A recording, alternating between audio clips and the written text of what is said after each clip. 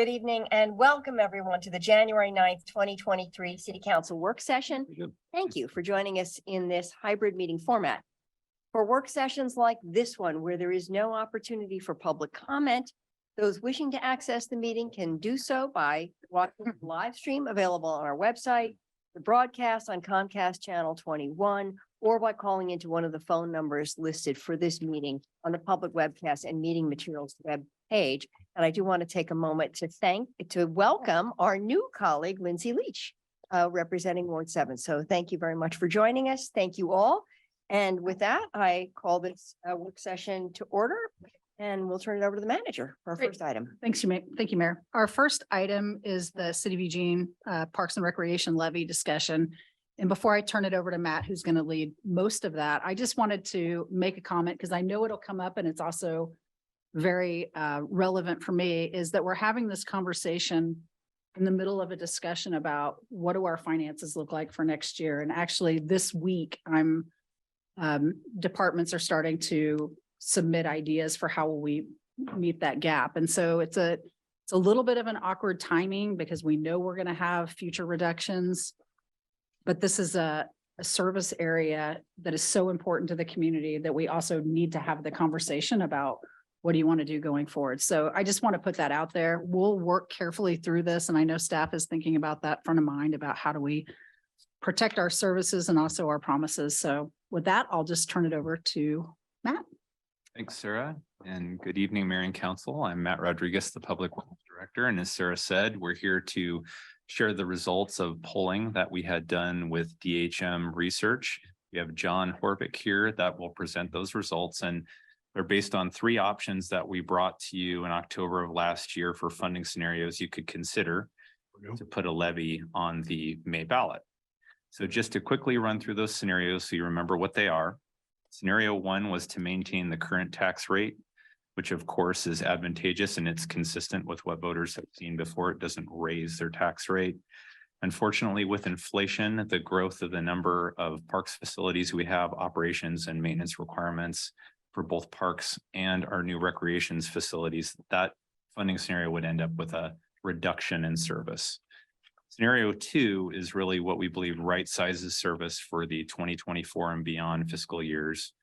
That's 32 cents per 1,000 square feet.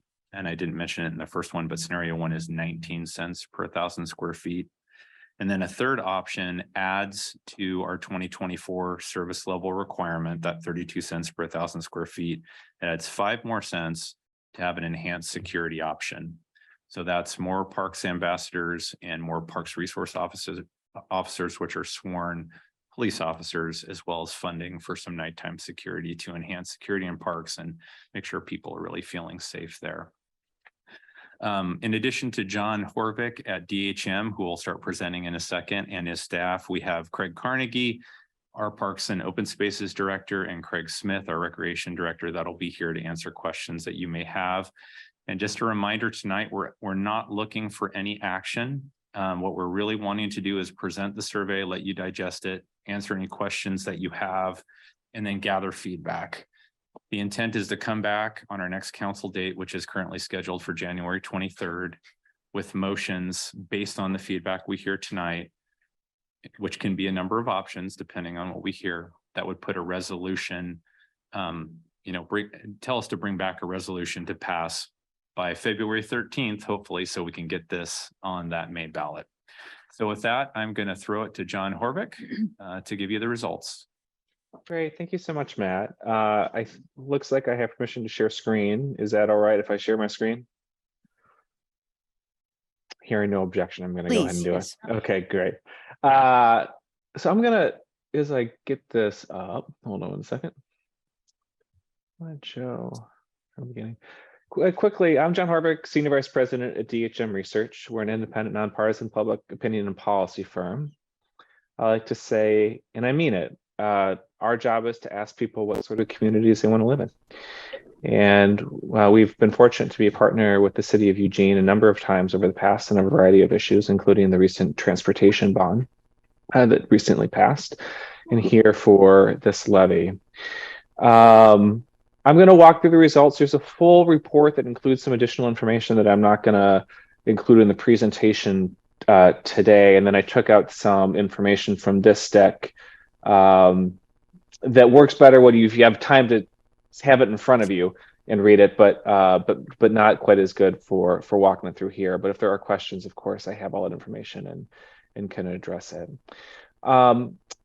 When I go through this, I'm going to make sure there's time for Q&A at the end. I want to make sure I'm being clear too. So if I'm not being clear and I need to repeat something or say something differently, please let me know. And I can't see you all, so you'll have to chime in so I know that you have a question. But just to begin, we did this to assess voter support for renewing the city's parks, and I should say parks and recreation as well. Levy at potentially at the current rate and then potentially increasing the levy rate. We also wanted to gather information about community priorities for parks and recreation, including development of new parks, enhancing public safety, additional ambassadors, police officers, but basically what Matt just described, just to repeat it. So that's what our aim was. Now, and this is when I get done describing this, I really do want to take a pause to make sure there's any questions, because if you have concerns about methodology, I want to address them up front rather than have you wondering about it until we get to the end. But this is what we call at DHM a hybrid survey, meaning that we use multiple approaches to reach people. So we use traditional telephone live interview callers, probably what you're all familiar with. We call both landlines and cell phones, mostly cell phones nowadays, but both. But not everybody wants to answer the phone. Not everybody wants to talk to an interviewer. And so it's really important to use other approaches too. And so we also incorporated what we call text to online, where people are randomly selected to get a text message, and that includes a link to take that survey. They can do it directly on their smartphone. They can certainly throw that link to their laptop or tablet or whatever their preferred device is. But because people have different preferences and how they want to be contacted and engaged, it's important to reach people differently. And we did that here. This was conducted April 5th through the 8th. So this data is still really fresh. Took about an average of 12 minutes to complete. And you're going to see here, we asked quite a few questions. So we did a lot in 12 minutes. We set quotas to match the sample profile to be consistent with what we would expect in a May special election in an odd-numbered year. It's difficult to predict with great precision what special election turnout will be. It tends to vary, but I would anticipate it being in that 25 to 30% sort of range, which would be typical for an election of this type. And we modeled the sample to reflect that. So it's going to be older than all registered voters, or we would see, say, in the November election that we just had. It'll be higher educated. There'll be more homeowners. Those are the types of characteristics that tend to turn out more in special elections. And we wanted to get the most accurate read on what the profile of who's actually going to turn out to vote. We also are able to look at vote history. So those who have voted more frequently from those who have voted less frequently, we can tease that out too. And then we know going into any survey of any type, for any type, whether it's election or not, is that some groups of people just like to participate in survey research more than others. So women tend to participate more than men, people with more education more than less. And we know that going in. And so we set quotas too, so we ensure that we're not oversampling groups that are just more likely to participate. Once we fill those buckets up, we work really hard to ensure we're hearing from other groups as well. Margin of error 4.9%, and things might not always add up to 100 due to rounding. This is pretty standard approach. This is the same approach we used with the transportation survey earlier this year. So that's all consistent, but I will just check in to see if there's questions about this before I move on to the content. John, I'm as Mayor Venice, and I'll keep the cues, and I'll let you know if I see any raised hands. At this point, I don't. Thank you. Okay, great. Thanks so much. John, before you continue, I forgot to add one important piece of information that'll be helpful as people hear the results. So in order to respond to what Sarah was sharing about the timing of the levy vote, about our understanding of the general fund forecast, we added an additional question that we didn't talk about in October. And I wanted to make sure that you knew that before you start seeing the results to talk about it. That additional question was to test whether community members would be willing to pay on average, an additional $24 per year per household to potentially fund existing services. Now, that's coming back to what Sarah was saying about we don't know yet exactly what services may be impacted in this budget discussion, but it's likely that there could be some impact in these, and we wanted to explore with the voters whether they'd be willing to put additional funding forward to support existing services up to about 1.5 million a year. That's what $24 on average per household is. So when that comes through as the last piece, I didn't want you to be surprised. Thank you. All right, so we started the survey like we often do by asking a broad question, in this case about satisfaction with quality of life. It's important when you begin a survey like this to begin with something that's relatively easy to answer and that signals to the participant that this is about their community. It's about something that's going to be important to them. That helps with response rates. It also helps us get just a sense of how the community is feeling, positive, negative, or somewhere in between. So here in this quality of life question, 60% said that they were satisfied with their quality of life in the city. I don't have a great apples to apples benchmark for Eugene right now in this question.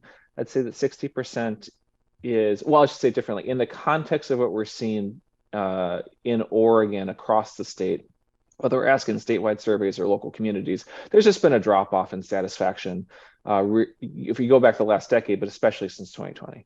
And there's lots of reasons for that, which we could discuss, but you can, I'm sure, imagine what those reasons are. So I anticipated this question would have been asked, say, in 2018, or perhaps if it's asked again in 2026, that the numbers are going to be different. This is probably softer than it's been in the past, but that would be consistent with what we're seeing across the state. But that's sort of where we begin. We follow up importantly by asking just what's the most important issue in your community that you want addressed? And this is open-ended, so people can say anything that they want.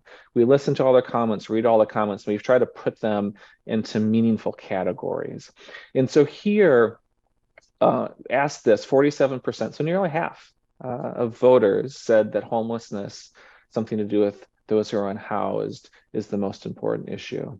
The next is affordable housing at 11%.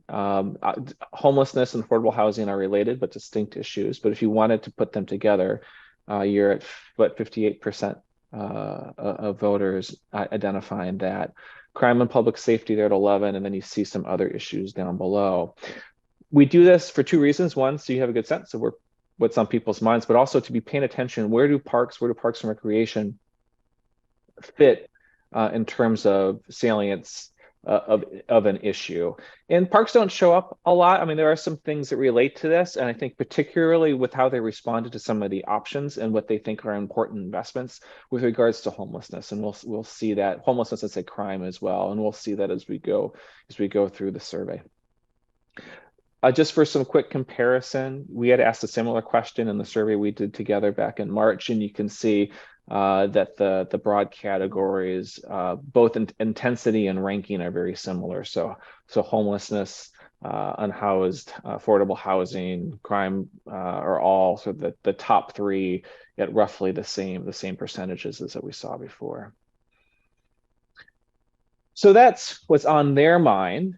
Then we wanted to get some specifics about city services. Here again, we're really focused in on learning for this project around how they think about parks and open spaces and recreation programs. But in order to get a good sense of that, we also needed to include some other services as well in order to really interpret the results for parks and recreation. So we asked about fire, libraries, police, city streets, and homelessness services as well.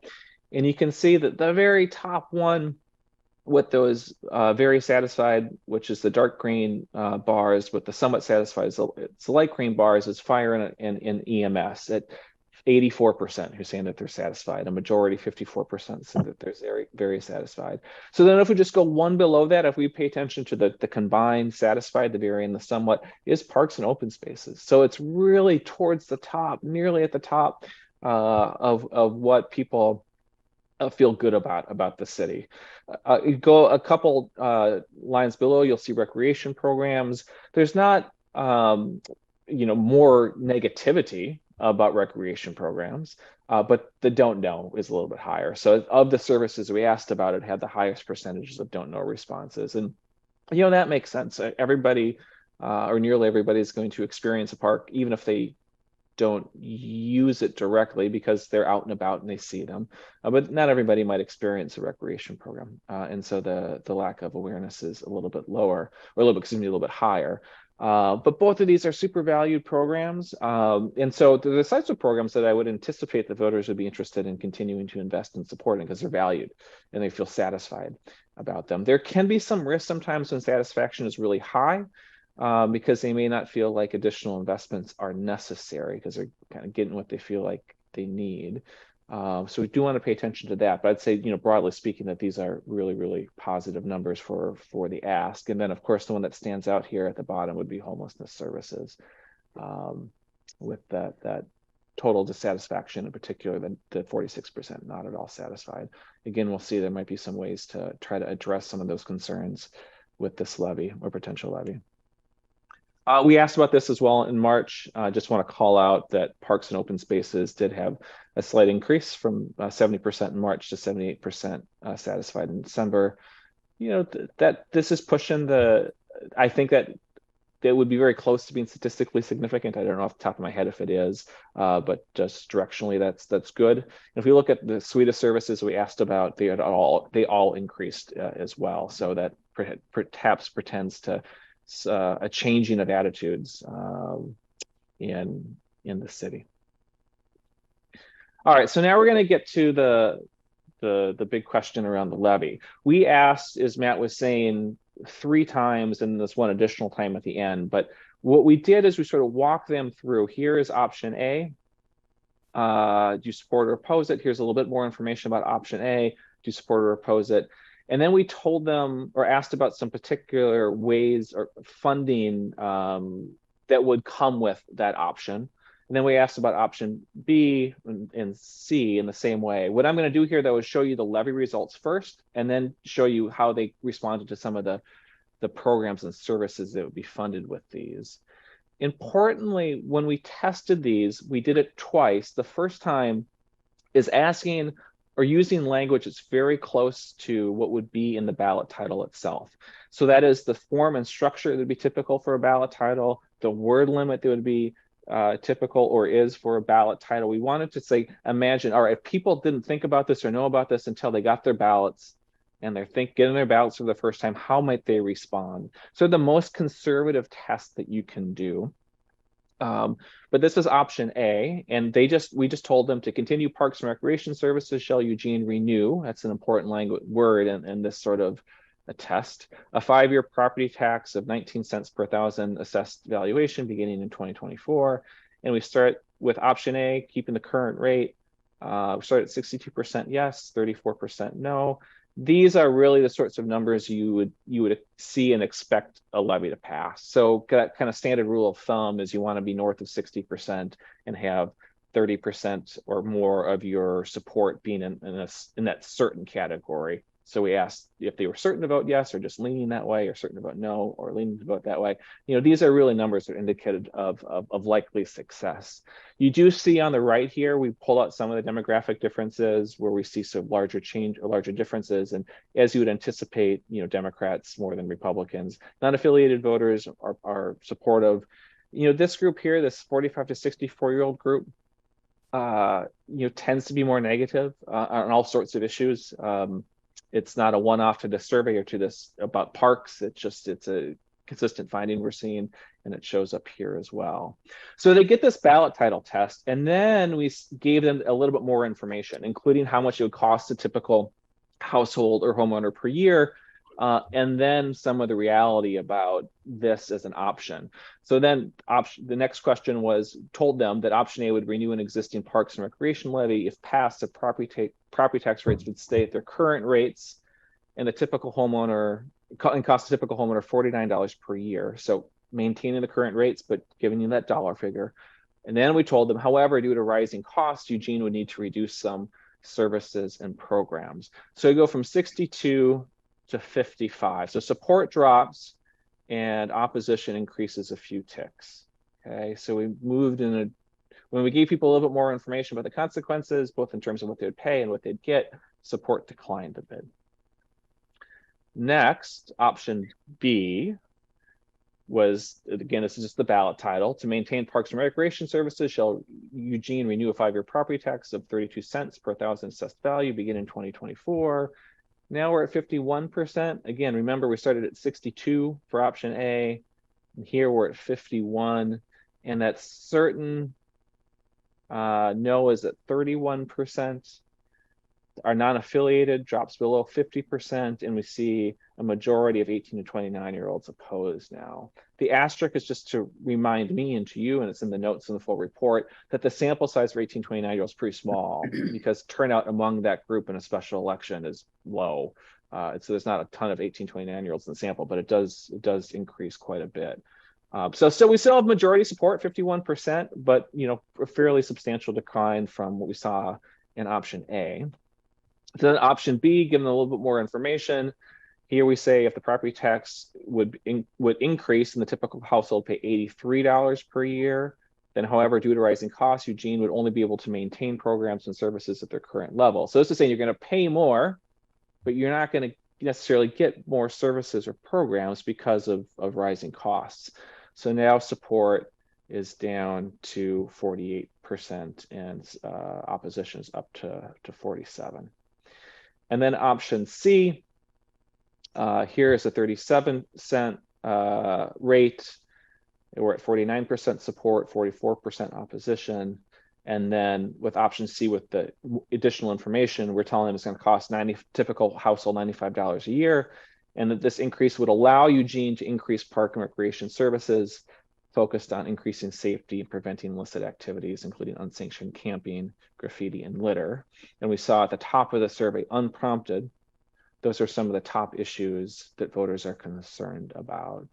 And that support's at 50% now and 46% opposition. So option C actually had a little bit more support than option B. So cost them more, but telling them that they get a little bit more in return. Now, these aren't huge differences, but you do see that there is some rebound of support when people learn about the additional programs and services that are going to be provided with that additional resources. And we see that non-affiliateds get above 50%, and that opposition among that 18 to 29-year-old group fell again. Okay. With this, we also said, all right, here are programs, services that would be funded with these various options. And we're just trying to figure out, would this make them more supportive or positive about the measure, or more negative towards it? This can both help in terms of policy and program design for you, but also just in terms of how it's communicated to voters. We don't have time to go through all of these, but so what I'm going to do is really try to call out the things that stand out is especially important across these different options to voters. So here, this is for option A, the number one thing that said that would make me more positive was unsanctioned camp cleanup, graffiti removal, and vandalism response.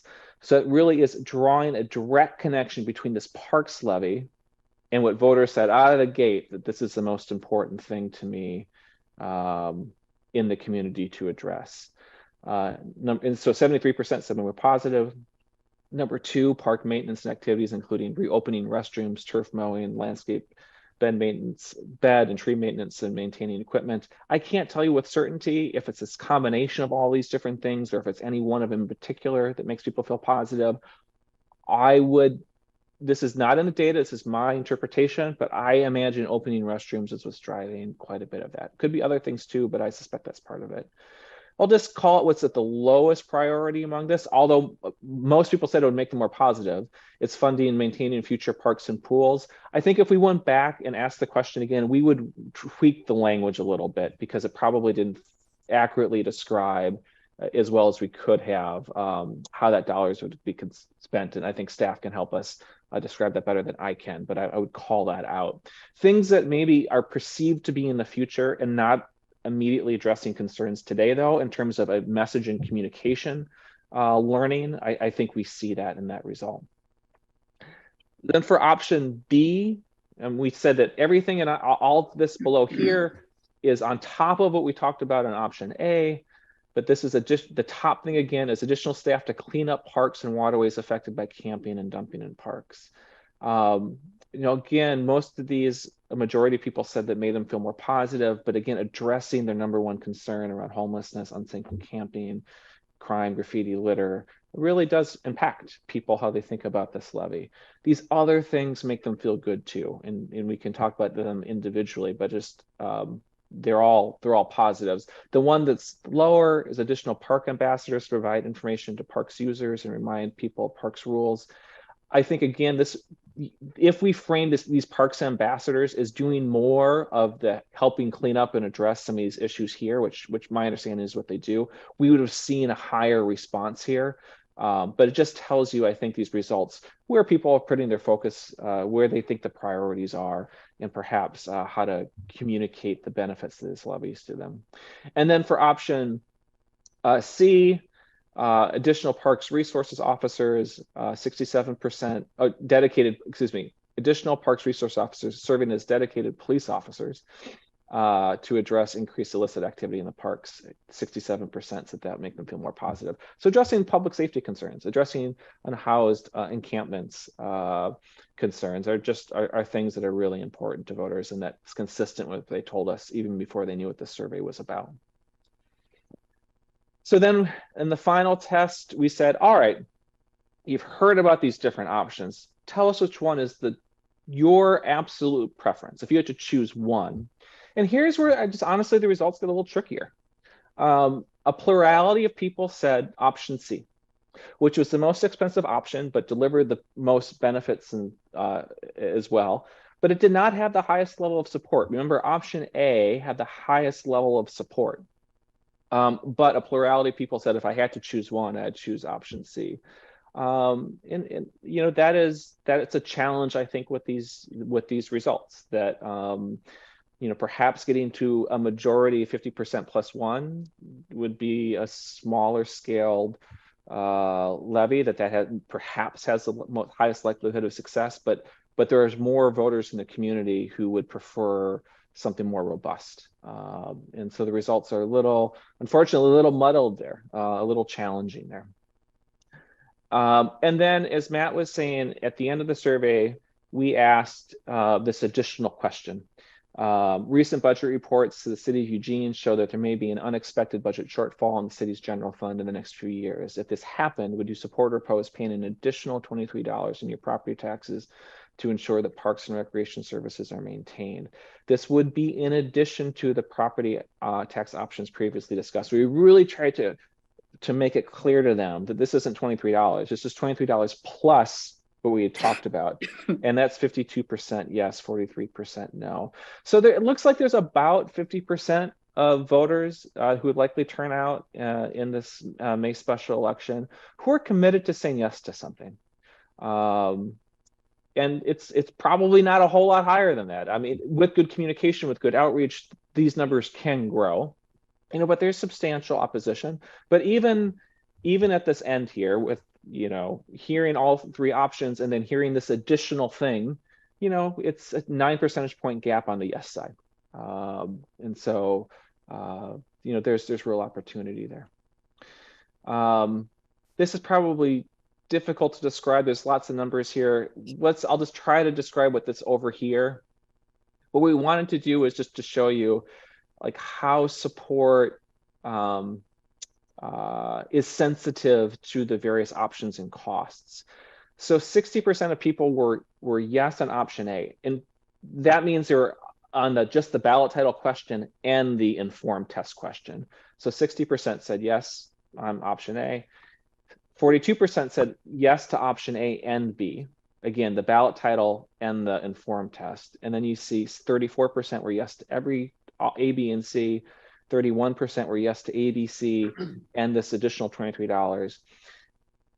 And then I might focus most on here. There was 27% said no to everything. Another way to interpret that is, you know, about 7 in 10 folks said yes to something. There is an appetite to increase or to continue funding for park services, you know, getting it sized appropriately to meet your needs and to meet voter support is the tricky part. But only 27% said no to everything. So a clear majority, a large majority, were willing to say yes to something. And with that, I will pause. I'm going to stop sharing my screen so I can see you all, but I can put that back on the screen if necessary to address any specific questions.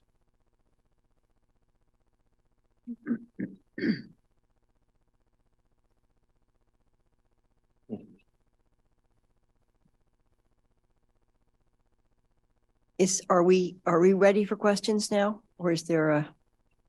Yes, I do have Okay. some slides in case there's some Okay. questions about tax rates and what they look like when you potentially combine them if you're interested in that conversation, but we're ready for questions. Okay. Now. Thank you. All right, super. Thank you very much. I want, this is a lot of information to digest and I appreciate it. And it's a kind of a challenging question.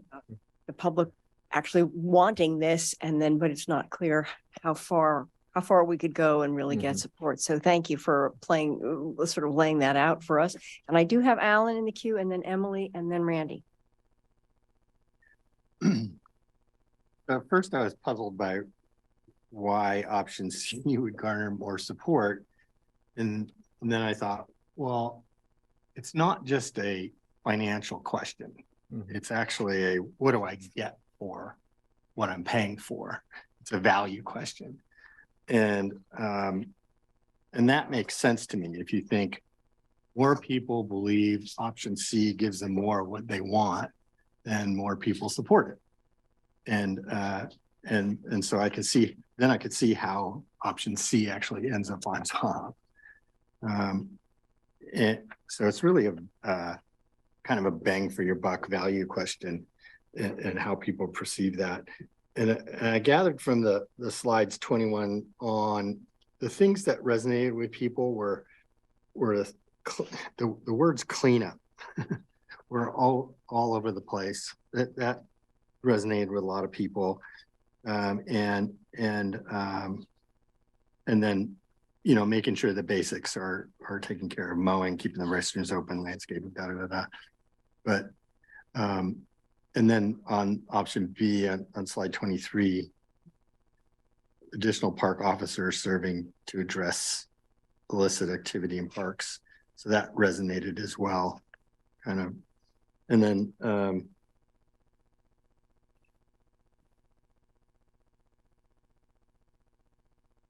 I think I have to sit with this for a while. I think there's this one group of people that will say no to everything. And there's a group that are persuadable and there's a group that'll say yes to everything. And again, it's maximizing your yeses and minimizing your no's to get to a successful ballot. And I have to kind of walk through. John, what are those, given that last statement, how do you maximize the yeses and minimize the no's? What does this research indicate to you that we should be doing or saying in that regard? Well, my interpretation, so we didn't test much messaging, we tested priorities. Right. So I might give a different answer if we ask different questions, but sort of the things that we asked about and the way that we asked about them, I would say that I kind of read the data as there's roughly 50% who are willing to say yes to what's put in front of them. And that might encourage you to go for something bigger. There's roughly a quarter of the voters are going to say no to anything, no matter what you put in front of them. And there's roughly a quarter that are persuadable that could go either way.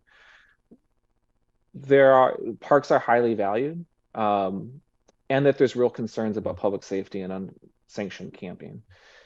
To the extent that you're thinking about how to package this, my assumption is, and tell me if I'm wrong, is that no matter what you go for, A, B, or C, that there's going to be some effort to address what voters tell us is the biggest concern. And I think that they need to know that that's part of whatever they're going to be put in front of them. I think that there's cost sensitivity, and we see that in this.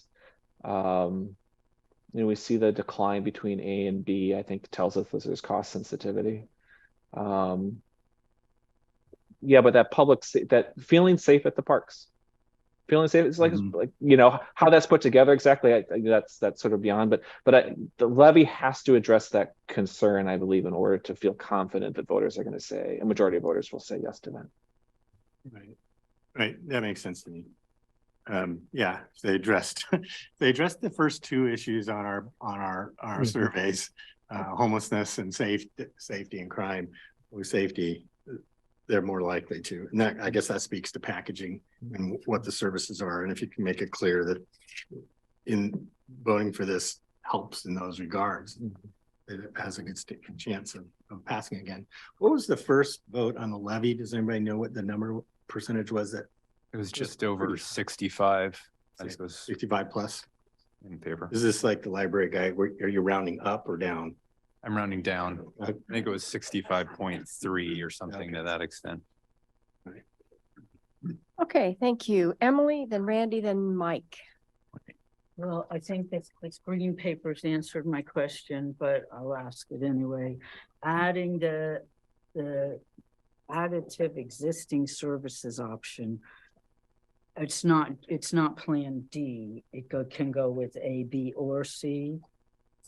That was the intent of the way that we structured the survey, but it's really, we just wanted to give you a sense of whether the community was willing to support additional funding for existing services. But yes, that's the way it was presented in the polling. Can you explain, please, again, what the additive existing services option means? So we haven't defined that. We would only define it if that was something council wanted to pursue. We're looking right now, we're going through the process internally to understand, what reductions we might be presenting to you as part of the budget. And we could take a look to see what might fit into that category if you're interested.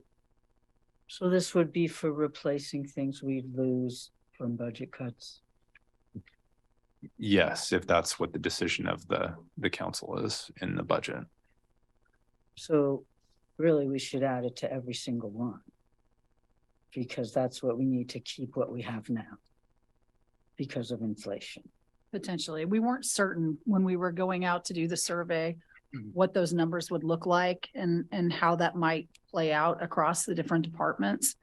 And so but it felt to me sort of irresponsible not to at least put it out there and ask, if you knew services were going to be reduced, because we're in this awkward place of you have your service level and then this additional service with levy. And if you're going out with a levy and we know this is going to reduce, I feel like you have to be a little bit upfront about that and then see, is that something people are willing to fill the gap, or because I know that conversation is going to happen around this table. So I think depending on what comes out of that in a few weeks, I think I'll know a little bit more about what we might recommend. So if you pass C, but without the additive part, then which part would you cut down? The stuff we added because of C, or what we're doing now? Yeah. Okay, thanks. Okay, thank you. Randy, and then Mike. Thank you, Mayor, and thank you for the presentation, John and Matt. Where does this place us with any ads? How close are we getting to compression? Yeah, so I have a slide for that, and Twyla Miller, our finance director, can come up and speak to that as well. So this just shows what's generated for the different options. And I put the additive existing on the bottom as something that would be added to those. And this next slide, I think, really gets to your question, which is remaining before possible compression. And on the right, we add, that extra 9 cents just so you would see what it would look like if we added it to any of the options. Yes, and so 10 cents in revenue is about $1.7 million. So that would be what would be remaining. Okay, thank you. I hear all the time, safety, safety, safety, and people are concerned about that. And it actually, I believe it gets into the utility and enjoyment of our parks, which people do value. But when they don't feel safe, that's a problem. Have we explored any passive safety measures like enhanced lighting, potentially cameras. I know in West Eugene, when one of those police sentry trailers show up, it's like flipping a switch, crime, and then it just stops. And let Craig Carnegie, our Parks and Open Spaces Director, respond to that. All right, thank you, Councilor Groves. Yes, we work on those types of options constantly. We've employed multiple trailer cameras. We've added security services. So we're constantly looking for new ideas. We look to EPD for suggestions and other parks, what they're doing out there, but we're always open to adding things if possible. And we have been able to do that over the last couple of years with what we had from the levy. Well, thank you. I guess that speaks to looking at maybe some one-time funding, possibly grants, something like that could be dedicated towards safety enhancements. And, you know, the passive piece, it does work. It worked up on Irish Ridge. It's worked throughout the commercial industrial area when those trailers have shown up. And it might be a way to get some of the safety, no matter which option we pick, would enhance that piece. So that's something I would be very interested in seeing. The other question I had, what does unsanctioned camp cleanup mean? Is that just removing garbage and trash, or is that actually keeping our space clear? Unsanctioned camp cleaning removal would be keeping the space clear. Okay. Thank you. Okay, Mike. Thank you, Mayor. You know, there's one question that I would not have expected you to ask, but I would have liked to have seen the answer to in this. And the question is the satisfaction level with our current service level of preventing illicit behavior and illegal camping. And the reason I ask that question is because the differentiation point for me, I think, is perception of services and policy. And I think that's the reason you got a 61 out of the gate. And then the more you inform, the lower it goes. I think the A and B selections seem like extensions of current policy, where opportunity C seems like the only one where the enhancement piece is with preventing illicit behavior and illegal camping. And I think we saw the response to that going up because there are a number of people who think we don't currently do that, or at least that we don't do it well at all. And that's the appropriate policy prescription. And that's why I think those results speak the way they do. Either way, the least informed temperature question was the first one before there was any information or any debate. At 61 points is a bare minimum to go out the door. So I don't feel good about going out for it based on what I'm seeing. But I think I understand the results you just presented to us. I think if you ask people, would you support the levy at current rate if the majority of what we spent went towards appropriate policing and prevention of illicit behavior, I think you'd have a much stronger response. I think that what you've tested and what we've seen there is our policy choices and their level of support. So thank you. Hey, thank you. Matt and then Greg. Thank you, Mayor. It's nice to digest the visuals. I've been on audio for the last 40 minutes. So I'm coming at this from an audio point of view. John, something you said that jumps out at me is that folks are interested in paying for things that affect them now, not something that they're going to see down the road. I suspect that because we're in a time of economic uncertainty, rising costs, that folks want to see an immediate, some immediate satisfaction. Does that track with what? Am I interpreting well what you reported? Sure. I maybe I'm saying the same thing as you are, sir, but we gave them a number of different things about the levy, and some of them are clearly I think interpreted it as addressing what voters told us was number one concern: unsanctioned camping, homelessness, crime, graffiti. You know, and some things just were further removed from that, and they responded more to the things that were closer to what their priorities are. And I frankly, I don't think this is unique to Eugene or the Parks Levy. Like, I think like generally people would be more responsive to things that are addressing current needs than some future need. And that is a general sort of notion. Thank you. I appreciate Councilor Grove's creative thinking. I'm not so hip on cameras in parks, but I like the concept of creative lighting, low cost lighting, one-time funds, perhaps holiday lighting and trees, adding to that mix.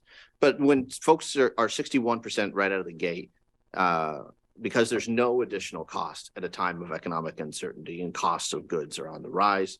I see anytime there's a survey hitting above the 60% threshold, it gives me a lot of comfort going into a potential vote.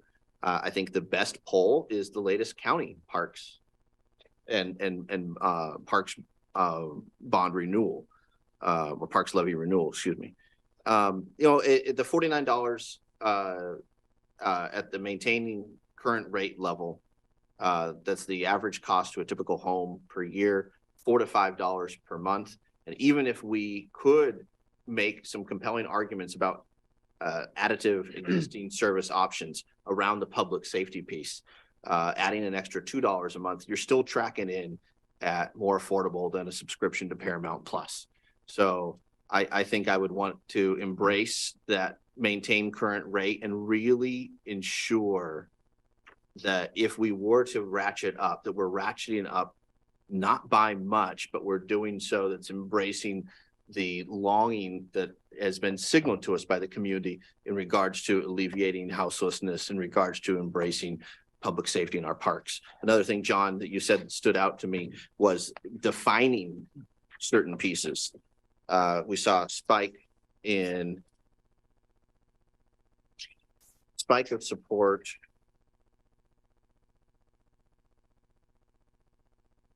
Where are my notes? Here we are. A spike of support around dedicated police officers, more positive, 67%.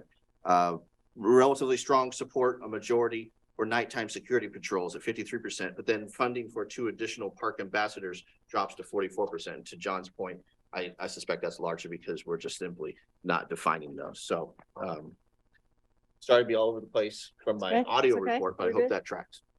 You're good. All right, Greg and then Jennifer. Thanks, Mayor. I appreciate the opportunity.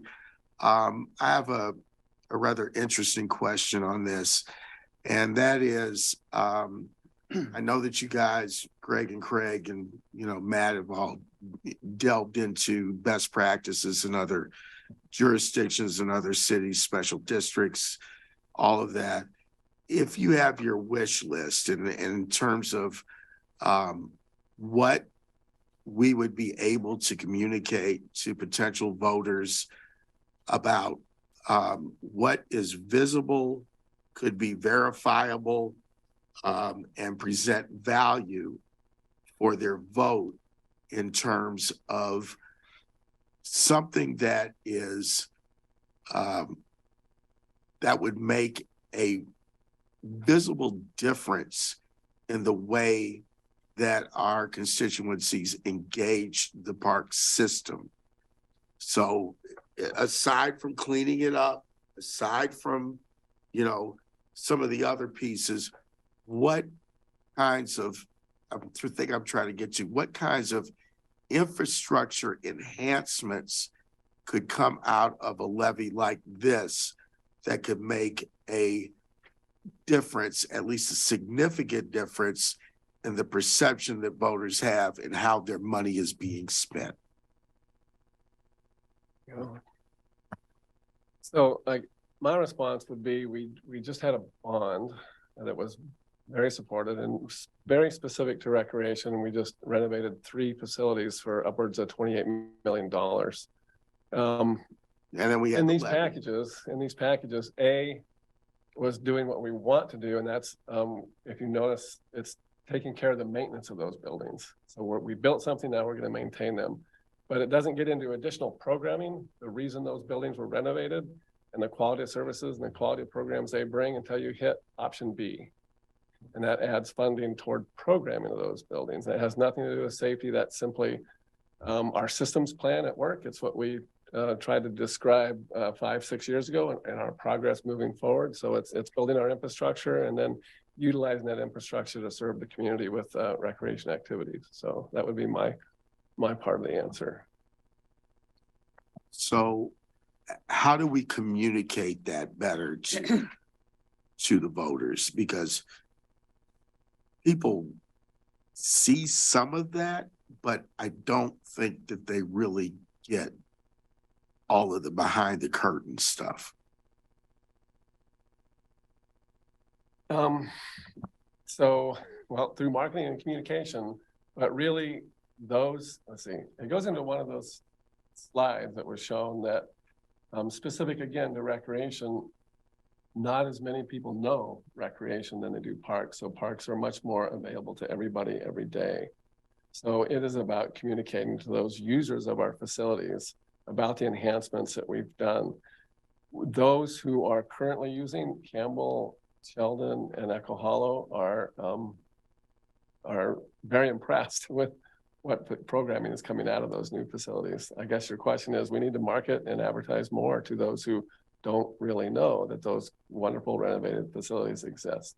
So, or that we need to renovate more of them in the communities that are close to them, in the neighborhoods that they're serving. So the bond is taking care of a lot of our infrastructure needs, and people are seeing the results of that, whether it's from aging infrastructure that we're renovating or adding new parks. So that's obviously visible. Relative to the levy, we do annual statistically valid satisfaction surveys. We provided that data to council every year. It's clean, green, and safe. Those are the main things. And if you take the clean and the safe piece off, the green piece is a really, really important thing for people. They want to see that the vegetation's maintained. They want to see new trees being planted. They want to be able to go and enjoy the parks, and they're safe. And you have to hold those parks and make sure that they're perpetually safe as best as possible. But when they're in those parks, they want to make sure that that infrastructure is sharp. They want to make sure that the grass is mowed and that it's relatively green, and that we're doing things to make sure that we're being responsible in terms of irrigation. And then again, just the vegetation management piece was a big one in those satisfaction surveys, that they really appreciated what we've done to make the parks look cleaner or look sharper and greener. We can provide those surveys on the satisfaction of the levy, Councilor Clark, if you'd like to see those again. They're really interesting to show that people are seeing what we're doing. They really appreciate it. But when it comes to the clean and the safe part, they recognize that we've done a lot. But they feel like we just need to be able to do more. And I appreciate that, because I know that my neighbor 2 doors down, Ernie, is going to walk down and knock on my door and ask me, why should I vote for this, Greg? Besides the fact that you can swim in Echo Hollow pool and it doesn't collapse is one reason. But, there are other pieces to that I don't think people realize what they have received or what they are getting out of the last votes that they had, both for the bond and the levy a few years ago. And that's a big problem in terms of communicating value that we have already invested in the park system. So if that's something that we can do a better job of, I think that would be extremely important to getting continued support. And I would just add briefly that historically, people in Eugene have strongly supported parks and recreation since the early mid-1960s. And so there is a history of strong service and strong support for parks and recreation in our community. And I would just add that, again, similar to the survey, I mean, we are constantly pumping out information about all the accomplishments that we've done with using levy dollars as well as the bond. And you're going to see a bond levy report come across your desk in the next few weeks. we're constantly out there. We have an annual report on what Parks and Open Space has accomplished. We're constantly providing the public with information. I think it's how we get to everybody and get it out there in everyone's world. That's the challenge, but it's certainly not from a lack of trying. And I can, direct you to that information, social media, it's all over that. So we're getting the word out. It's just, and if some folks are listening, it's just about how can we get it out to maximize the population. Okay, Jennifer. Thank you, Mayor. So first I'll just say, I think like some folks, I'm feeling really uncomfortable about making this decision with this uncertainty about the general budget. I also agree that I think there's a lot of really strong support in our community, and that, I think there's a very high likelihood that something would pass because folks love our parks. They're really happy with the work that's been done over the last years. Folks I talked to are pleased with the progress that's been made and the renovations, and how they're feeling like, we were kind of in a hole of not doing a good job of maintenance, and that's not how they feel anymore. But what I worry about is passing something and having a reduction in another area and kind of losing that promises made, promises kept feeling, right? That they're going to, even though we're trying to be as transparent as we can, it's really hard to get messaging out, we know.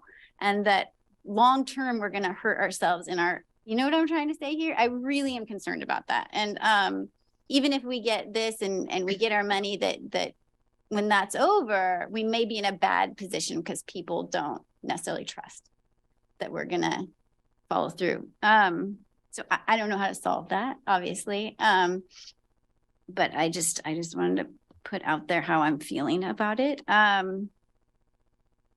I think a lot of good points about what is important to people around safety and continuing to keep our maintenance where it should be are priorities that I also hear. I don't know if there's a way before we have to make this vote of repackaging what we're thinking about. Maybe it's too soon. It seems like we're not really in that place to know where the cuts are going to be.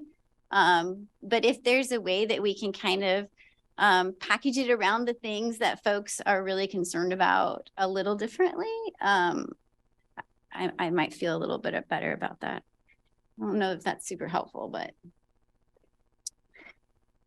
Yeah, thank you. I have two counselors who want to have another round. I just want to say one thing and then kind of pay attention to the time. So I'm not sure where we're going to, once again, where we're going to land with your strategic planning discussion.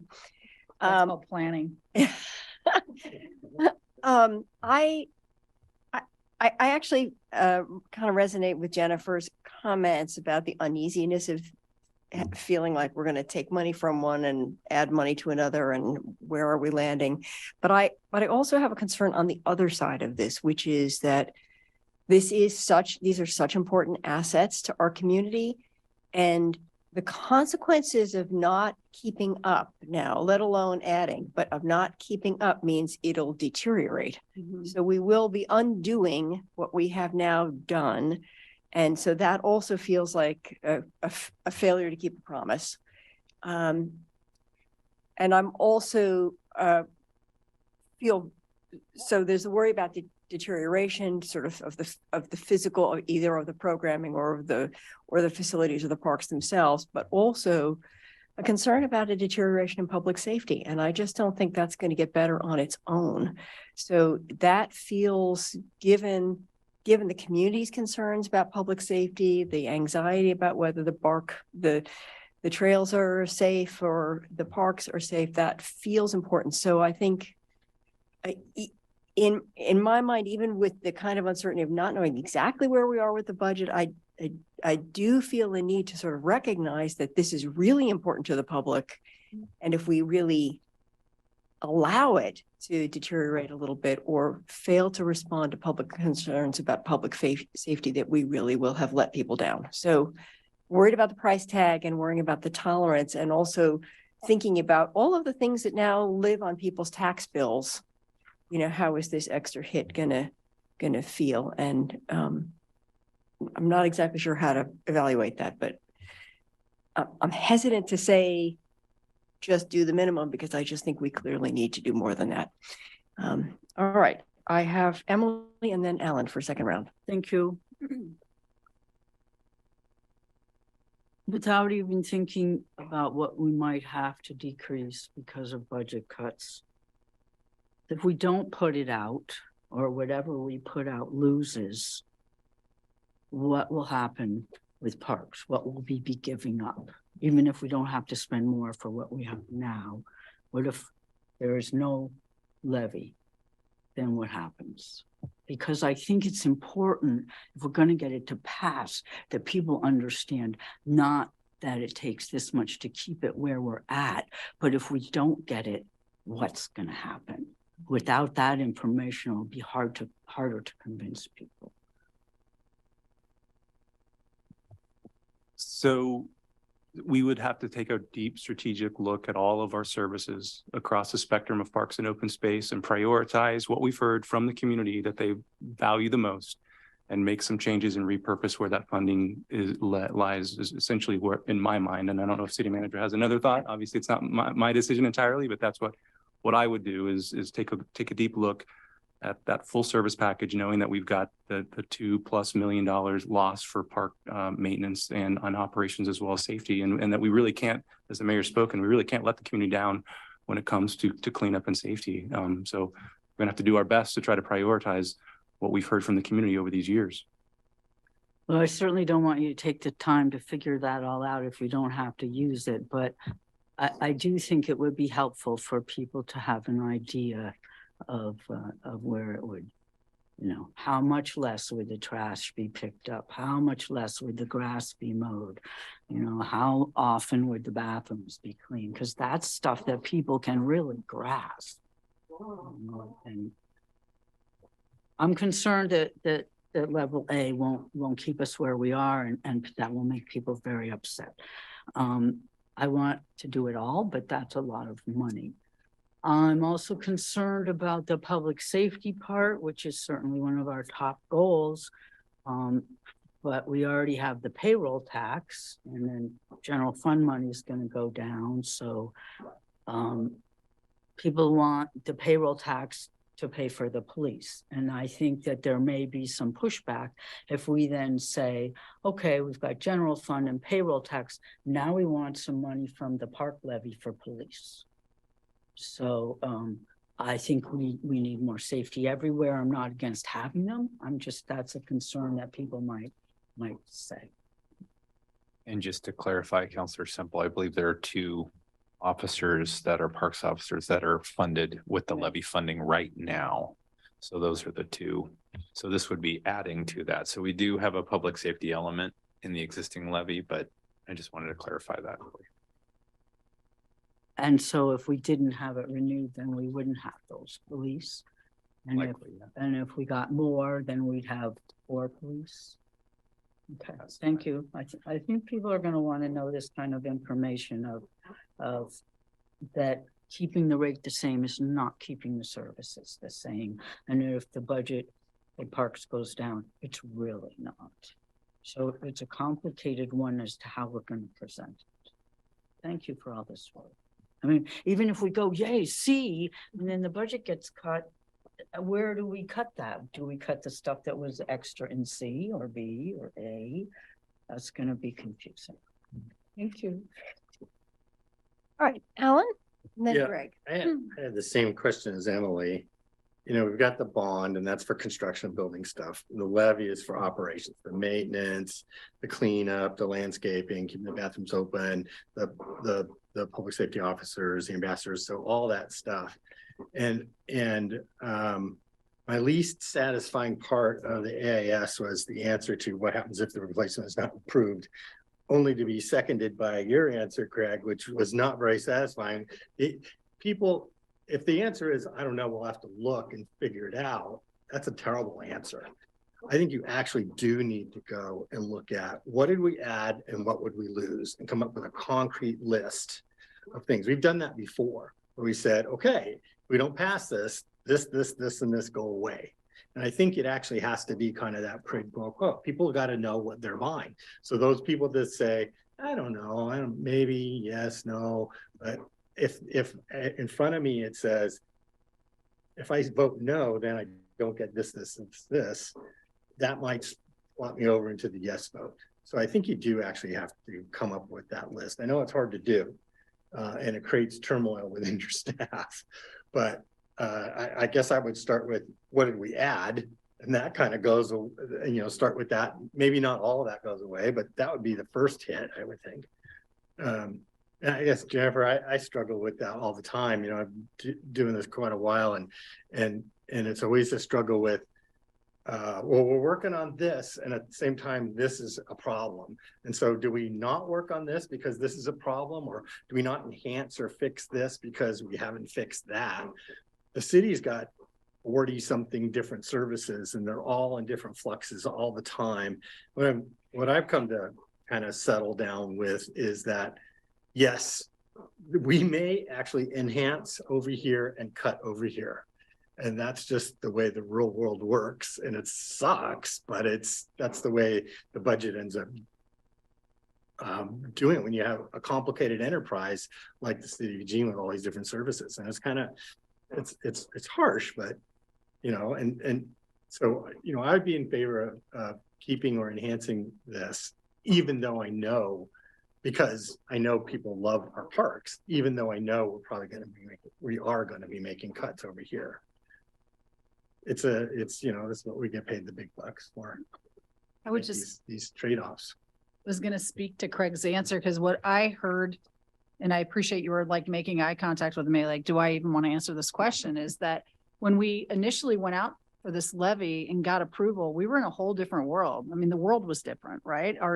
What our community would have said their satisfaction and what their highest urgent needs were, which if we get to the strategic plan, we'll talk about urgent community needs, was different. And so what I was hearing Craig say is it's not as easy really from a management standpoint of saying all the things we promised are all the things that go away. We could say that. What I was hearing you say is, yeah, but given today, would we want to restructure everything we're doing to try to meet the community's needs? And we haven't done that deep evaluation. Yeah, I think that I know that's hard to do. Yeah.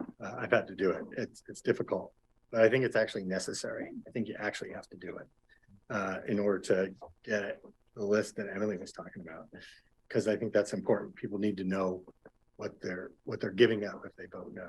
Right. And conversely, it's what am I buying for this? What do I get? Okay, Greg, and then Matt.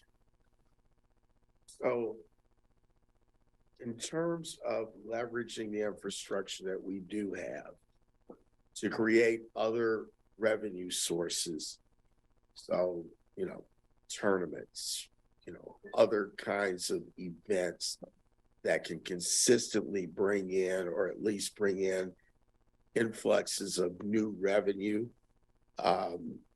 Where are you at with those conversations, one? And then two, are you also looking at maybe revisiting a user fee structure that would be different and in terms of enhancing, the revenue that we would, get from, a different user fee structure where, people come in, they pay for what they want to use, and, we can, get revenue on that basis as well. So looking at it from a revenue generating perspective, not just tax revenue. Right, and that's all on recreation. So again, with those renovated facilities, that is our goal. As Sarah mentioned, we have a large gap, and there's another way to deal with the gap, and that's to earn more revenue. And so we are looking exactly at the capacity of our newer facilities to increase the revenue with which they earn to help bridge that gap. At Campbell Community Center, that has to do with hours of the building, fitness classes, and even renting the facility. And so we're looking at that more. We have not hit the capacity at which we could operate that building. That would be very much the same for Echo Hollow Pool and Sheldon Pool. Both those, Sheldon just reopened this last summer, but Echo was open last summer, and we were hoping to reach our capacities, but we had staffing difficulties. We couldn't hire enough lifeguards to staff it as much as we could. So we are looking at all those options within those facilities especially. And we're also evaluating, again, with this budget gap process, where we can make other revenues or additional revenues within our service area. And when we do that, then we got to look a bit at the triple bottom line process. And if we're increasing revenues in one area, then what is that impacting? Is it impacting those who have trouble accessing our programs? And so then it's a triple bottom line challenge. So but we are looking at every single way possible that we can increase revenues, because if we do so with that, then we're not as likely to have to reduce our staffing or our M&S. So, but there is a challenge to that balance. Like swim meets and those kinds of things. I was at a wrestling tournament in Pleasant Hill, and I won't make any comment on the facilities out there, but I think I would have been more comfortable in a Eugene facility than I was, out there. They did a good job, everything else, but you generate revenue off of selling, hot dogs for $3. A bag of popcorn, and you only take a quarter to make.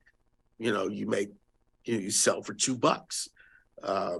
Those are small things, but at the same time, those are things that generate revenue. And with other surrounding businesses and that kind of thing, that I think would be helpful. And then also again, as you just talked about, relooking at the fee structure, but there's equity issues with that in terms of who pays and who can afford to pay in terms of those fees. So I'm sensitive to those issues as well.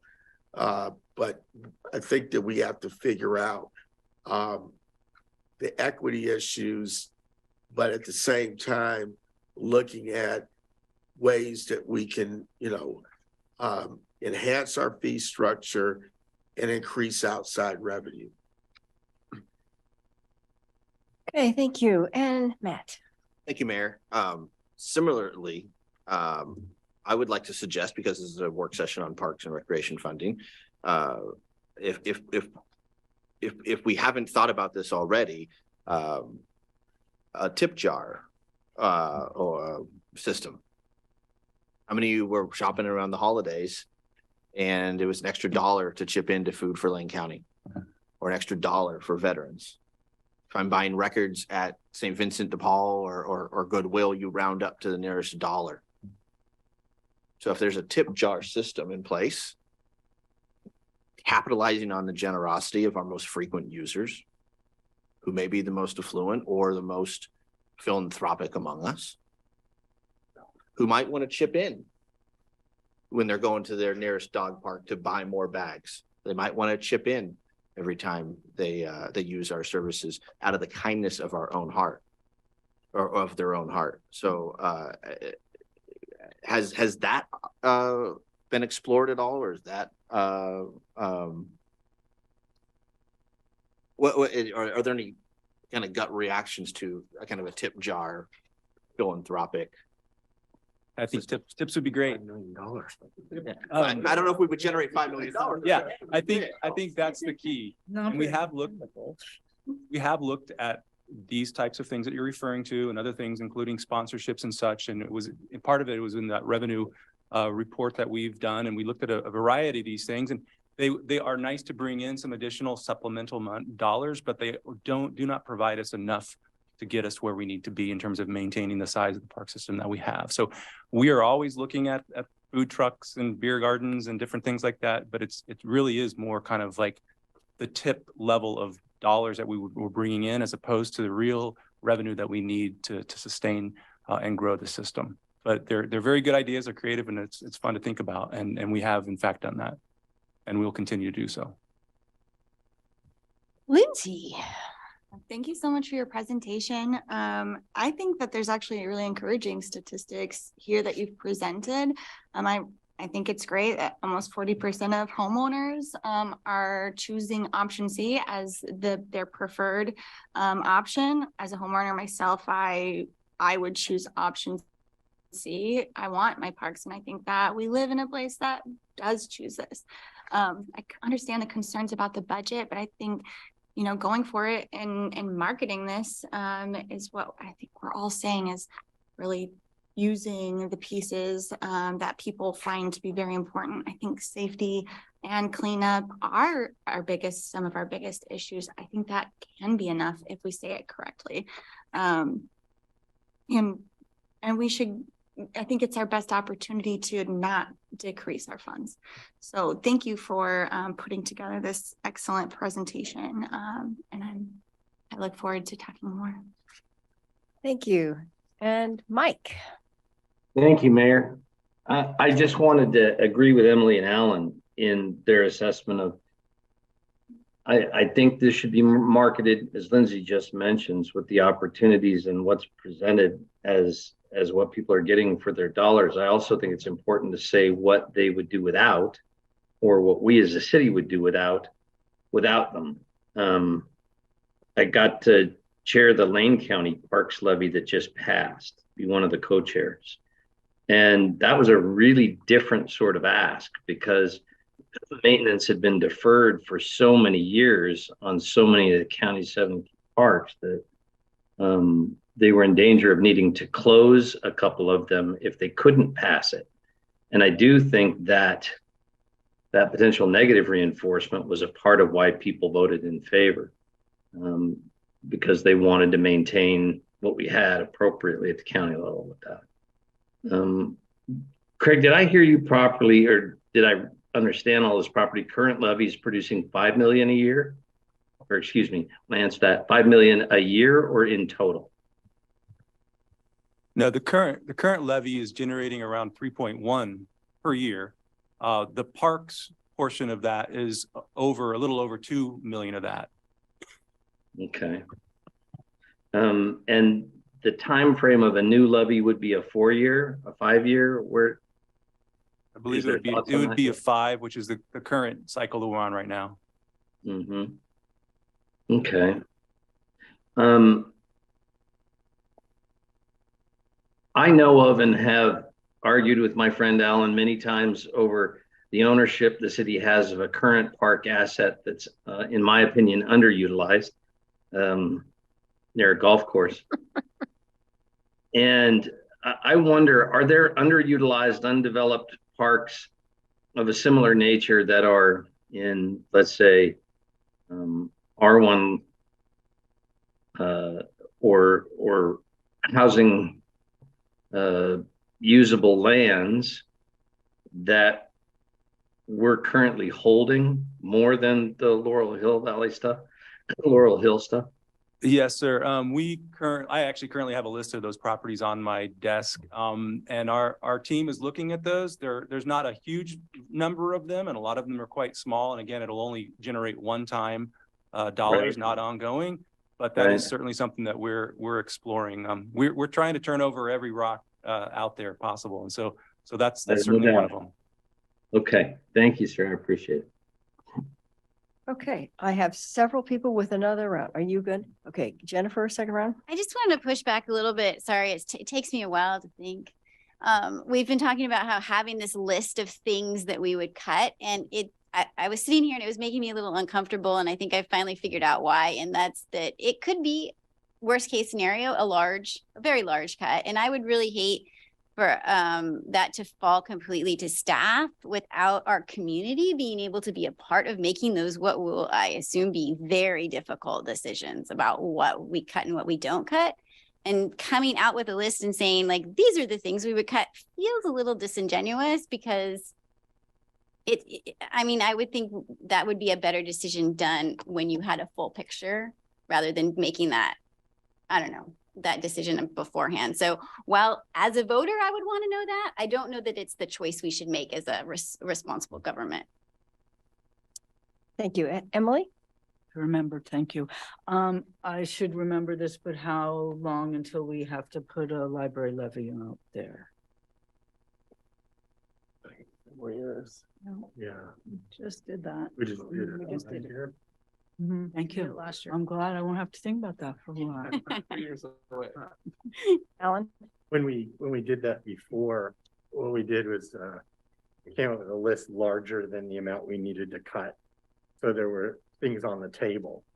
So it was the larger list of things on the table and said, okay, well, we need half of this in order to get there. So we didn't, so it's not up to staff. In the end, though, we do ask the city manager, what's your recommendation?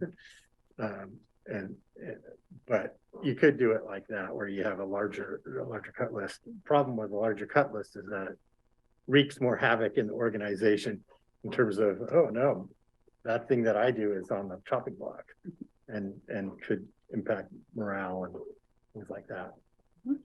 Can I just give a Yes, quick- please. I just wanted just to address a couple of these things, just an update about what's coming around finances generally. So we've talked about a couple of things. We're looking at a date in January, I think late January, to potentially come back and say, okay, I have a much clearer view of what is going to be going into the budget. What happens with our budget is that's complicated is I have to make decisions in January to be able to to balance all the numbers, put it in a book, get it advertised, and be all ready for budget committee. So we are looking at a large list of things. We're asking for more ideas. In the end, I will bring you a recommendation, but I will also say, here's all the things I looked at, and you should be able to move things around. My plan is to give you an update about that in January, along with a recommendation about how you might put together a revenue committee, because you've talked about that as well. So all of this stuff is happening right around the same time. And I know it's uncomfortable and awkward, but I do also, and that's why I wasn't prepared today, even to make a recommendation. And it was just like, I'm still gathering information to even be able to say, this is what I think is the most responsible path forward. I do all that knowing that when we survey the community about what they love most in Eugene, it often comes down to our green spaces and our waterways. And so it's a challenging thing to navigate. I'll just say that. Yeah, thank you. Thank you for that. And I actually just wanted to end on a kind of a positive note around this, in addition to that, which is one of the paths not really explored here was the possibility of creating an endowment. And I do think if we look at a revenue committee, and if the city were looking at some of the small pieces of land that they were going to sell, instead of turning those into sort of one-time dollars, helping to create an endowment that others could invest in that might, it's not going to solve the problem this year, but maybe 5 years from now would begin to build a kind of some equity that we could look to. So I am hoping that comes up with the revenue committee, and because I think that's an interesting idea that we haven't explored before, as far as I can tell. So, yeah. Okay. Well, that 45-minute work session took an hour and a half. Thank you very much. There's a lot to discuss. Really appreciate the thoroughness of your presentation and your responses to us. And we are adjourned. Actually, Oh, sorry. you actually have 7 minutes. Oh, you want to speak?